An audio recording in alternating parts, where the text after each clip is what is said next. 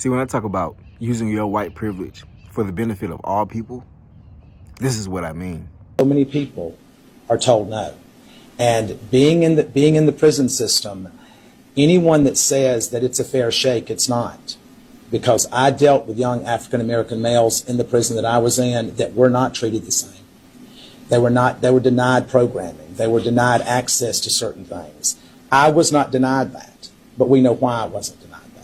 And so I think that that is a much bigger picture that we all as a society as a whole need to look at, that we are one.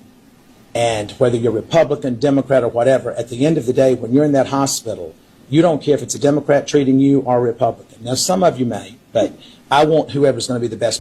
Now, if y'all don't know who that is, that's Todd Chrisley. He used to have a TV show called Chrisley Knows Best. I believe he got his fortune or his money through real estate. Recently, he was arrested and was serving time due to tax evasion and bank fraud, something of that sort. But it wasn't really his fault. It was his accountants or something like that. But, you know, you got to take the rap if whatever the case may be. So Trump pardoned him, and he was recently in prison. And he's detailing the things that he went through. And this is what I love to see. You know, when people, especially white people say, oh, how are we supposed to use our privilege that we don't have privilege? You do have privilege.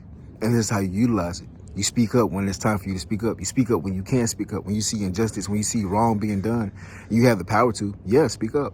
Because if we speak up, nobody will hear us. Sad to say, that's just, it is what it is. But when you're able to speak up and you have power, you have influence, hey, use it for the benefit of others. It'll come back to you, you know? And it's crazy because if you watch the TV show, he was a real cool dude. I remember he adopted his granddaughter, and his granddaughter was black or mixed or whatever the case may be.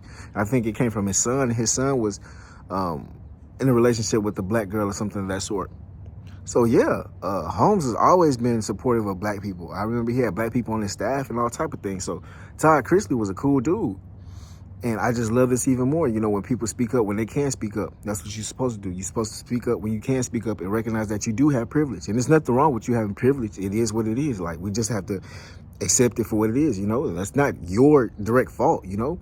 And you benefit from it, so I'm not taking that away from you, you know. But the thing is, when you have that privilege and you're able to help others, please, by all means, do, you know, because God will smile in your face. God will definitely smile when you're using certain things that you have advantage to, you know. Just like if you're a tall guy in the grocery aisle, you have certain advantages. So when you see a shorter person or an old lady says, can you hand me that up off the top shelf? And you hand them to them, using your privilege for good and not just, you know what I'm saying, to your own benefit. Anyway, let me know what y'all think about this. This is your favorite cousin Rich. Y'all be safe out there, all right? Love and blessings.